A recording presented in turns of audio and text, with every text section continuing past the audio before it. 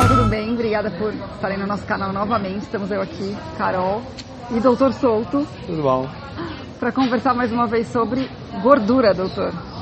É um tema que parece que a gente fica falando sempre da mesma coisa, mas sempre tem alguém perguntando. E aí?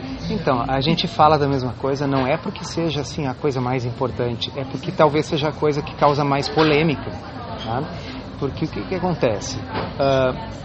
Lá nos anos 50, 60, quando se começou a especular qual era a causa da doença cardiovascular, a ideia que se tinha era o seguinte: olha, quando a pessoa morre do coração, o que tem lá na placa que entupiu a artéria é gordura, então, bom, se nós reduzirmos a gordura na dieta, isso deve ser uma coisa que vai prevenir doença cardíaca.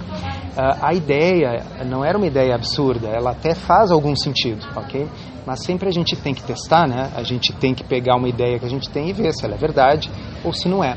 E isso só foi feito tardiamente, tá? Então, o que houve, historicamente falando, foi um grande descompasso entre o que se pensava nos anos 50 e 60, aquilo que virou diretriz, que passou a ser tido como uma verdade nos anos 70, quando as diretrizes alimentares foram estabelecidas por escrito, tá certo? Quando depois a pirâmide alimentar, que todos conhecem, foi concebida.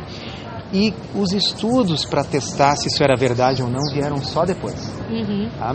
Então, a gente que conhece essa literatura, que conhece os estudos, vê que, na verdade, não existe uma correlação entre doença cardíaca e consumo de gordura na dieta. Parece uma coisa muito doida quando a gente diz isso. Por quê? Porque são muitos anos em que a gente aprendeu o contrário. Mas o fato é que essa ideia de que a gordura na dieta era a causa da doença cardíaca nunca passou de uma hipótese.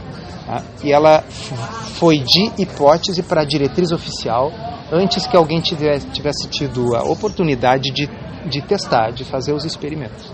E aí foi instaurado esse medo da gordura, esse pânico, né, doutor? Esse pânico da gordura. Né? E aí é aquela coisa interessante, assim, algumas coisas viram como se fossem profecias autorrealizadas, né? Sim. Então, quem é a pessoa que come gordura desbragadamente, assim, que normalmente não dá a mínima? É o sujeito que talvez não esteja tão preocupado com a sua saúde, porque afinal, todo mundo que lê o jornal de sábado, todo mundo que lê as revistas, né, sejam as revistas femininas, sejam as revistas semanais, vai ver ali o quê? Que a gordura faz mal. Tá? Então o sujeito que come gordura, em geral, é o cara que também não se cuida, que também fuma, tem uma vida sedentária, que bebe. Tá? Então essas pessoas acabam mesmo tendo uma chance maior de ter problemas de saúde. E aí muitas vezes quando se faz um levantamento, a gente vê, olha, as pessoas que comem mais gordura, elas têm uma incidência maior da doença A ou da doença B. Mas isso tem muito a ver com esses outros fatores. Tá? Quando se faz aquele tipo de experimento, onde eu pego um grupo de pessoas e eu sorteio esse grupo para 2, esse aqui eu vou mandar reduzir a gordura na dieta, esse aqui não, aí a gente vê que não muda nada. Então vou repetir para ficar bem claro, não muda nada em termos dos desfechos de saúde que importam, assim, câncer, doença cardiovascular inclui cardíaca e AVC, tá? A pessoa retirar a gordura da dieta ou não. Então isso é um mito que persiste porque por algum motivo se incorporou, eu acho que saiu da diretriz e virou parte da cultura. Tá certo? Virou senso comum. Senso comum, verdade absoluta. E para que questionar uma verdade absoluta? Se você perguntar, né, for na rua, assim, perguntar para 10 pessoas que estão passando, assim, gordura faz bem ou faz mal para a saúde? É óbvio. Das 10 vão responder que faz mal. Virou parte da cultura. Sim, e banalizou também, né, doutor? Até, Carol, me complemento se eu estiver errada, porque assim, as pessoas entendem, na minha opinião, elas nem sabem exatamente o que é a gordura. Elas veem assim, sei lá, a gordura de uma carne, elas associam com a mesma gordura de uma fritura, e por aí vai o conceito as gorduras delas. Elas são todas iguais, né? Todas iguais. Elas são todas o óleo no mesmo de coco, balaio. o azeite, enfim. Então isso é muito importante, porque assim como os carboidratos não são todos iguais, né? Quer dizer, aqueles que realmente causam problemas são os refinados, os farináceos, é o açúcar. Então, a gordura tem isso, existem gorduras refinadas, existem a gordura natural dos alimentos.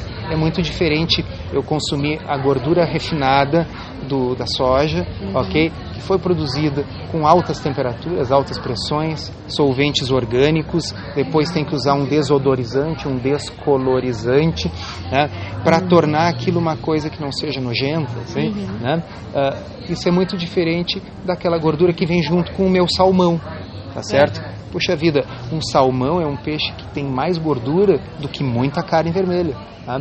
E ninguém acha que o salmão faz mal. Exatamente. Tá certo? A gordura do salmão é a gordura salvada. Né? Ele tem a fama do bonzinho. Tá? E na realidade, aquela gordura que vem naturalmente nos alimentos, seja nos vegetais, né? Coco, abacate, castanhas, nozes, azeitonas, seja nos animais, carne, peixe, frango, ovos, ok? Essa gordura, ela faz parte do alimento natural com o qual o ser humano evoluiu, tá? Faz parte da dieta que nós estamos adaptados. Tá, ótimo. É fundamental pensar que gordura não é tudo igual. Eu acho que esse talvez seja o primeiro passo. E um segundo detalhe muito importante é o seguinte: a nutrição, eu sempre repito isso, eu repito até em consultório quando eu atendo. A nutrição, ela é um jogo de soma zero. Quando a gente tira uma coisa, outra entra, tá? Então é diferente de uma situação assim, cigarro faz mal? Sim, faz mal. Mas eu posso pedir para a pessoa parar de fumar e ela não precisa substituir o cigarro por outro vício. Sim, claro. Ok? Ela pode tirar o cigarro da vida dela e ela vai ficar melhor. Se eu tiro a gordura da dieta, eu vou estar tirando um componente de calorias da minha dieta. Eu preciso preencher isso com outra coisa. E essa outra coisa vai ser o quê? Ok? Aí, sim. A história da desgraça da nutrição no século XX foi isso, foi essa substituição, foi a retirada da gordura, que hoje nós sabemos que não faz mal. Tem as gorduras saudáveis que fazem bem, tem aquelas que são neutras, né? Eu diria assim, por exemplo, a gordura saturada da carne, ok? Ela não é exatamente uma health food, né? Uma coisa maravilhosa não, assim, que vai te... não é que nem assim, eu vou comer um brócolis porque ele é bom para mim, tá certo? Ele tem polifenóis, fibras, ele é bom para mim. A gordura saturada da carne, ela é gostosa, mas ela não é exatamente a coisa que vai melhorar a minha saúde. Mas hoje a gente reconhece que ela é neutra. Ela não vai piorar, né? Não vai piorar, tá? Agora, quando eu retiro a gordura da dieta e eu, no lugar dela, coloco carboidratos, especialmente os refinados, que é o que todo mundo fez. No fundo é o que se fez. Porque as pessoas não substituíram a gordura da dieta por mais brócolis, por legume e verdura. Por mais verdura. Não conheço ninguém que fez isso. Não, também não. Entendeu? Elas substituíram por... Vou até colocar uma pirâmide aqui pra gente lembrar daquela pirâmide. Elas substituíram pelos carboidratos mais saborosos e mais gostosos e mais fáceis de comer. Então, assim... é sucrilhos, é macarrão, é biscoito, é pão. Foi isso que temos todo um supermercado. Não, até as barrinhas, né? Porque as barrinhas de cereal também nada mais são do que essas... tirar algo que pode ser muito bom, como é o caso das gorduras boas, ou que na pior das hipóteses pode ser neutro, como algumas outras gorduras, e colocar no lugar algo péssimo, foi a pior coisa que foi feita. E aí a gente está vendo essa epidemia de doenças e etc. Para reverter isso, a gente tem que perder o medo da gordura. E é por isso que nós estamos falando agora. Não é porque a gordura seja a coisa principal da nossa vida, não é porque a gente coma gordura pura, não é isso. Tá? A questão é, se eu quero que a pessoa pare um pouco de comer esse monte de carboidratos, especialmente os refinados, eu tenho que reverter esse processo. Ela tem que aceitar que a gordura natural dos alimentos não vai lhe fazer mal. Aliás, pode fazer bem. Muito bem. Inclusive, eu acho que a primeira coisa, para quem muda a alimentação e etc., é sentir que é libertador você não ter fome o tempo inteiro, porque a gordura te dá aquela saciedade um pouco, né? Você não precisa comer um pote de, sei lá, um coco inteiro. Exato. Então, assim, isso tem uma base fisiológica para isso. O estômago esvazia mais devagar quando a gente tem um pouco mais de gordura na alimentação. Então, a gente fica literalmente de barriga cheia por mais tempo. Tem hormônios, colicistoquinina, peptídeo Y, que são produzidos em maior quantidade quando o alimento contém gordura ou proteína e não quando ele contém carboidrato. Então, é aquela coisa que empiricamente, sem saber nada disso dos hormônios, a gente sabe que o alimento que contém proteína, que contém gordura, ele sacia por mais tempo. Sim. E esse é o segredo de qualquer estratégia alimentar que a gente queira que dê certo no longo prazo. Porque eu sempre digo, Vivi, assim, existem várias dietas que funcionam para perder peso, Claro. várias. Sim. Tá? Não, quantas pessoas, gente, todo mundo aqui conhece que perdeu peso com um pão integral. Eu mesmo, quando Em eu outra tinha época de 20 e vida, poucos anos, fiz isso, isso. claro. Tá? E a gente Passando também- fome pra caramba. Quando você tem 20 anos, tudo é rápido, tudo funciona. tudo é fácil, Ah, tudo flui, né? Então, ali contando calorias, passando fome pra caramba, eu consegui perder peso naquela época.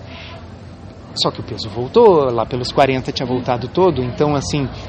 Demorou até pra voltar ainda, tem gente que volta assim.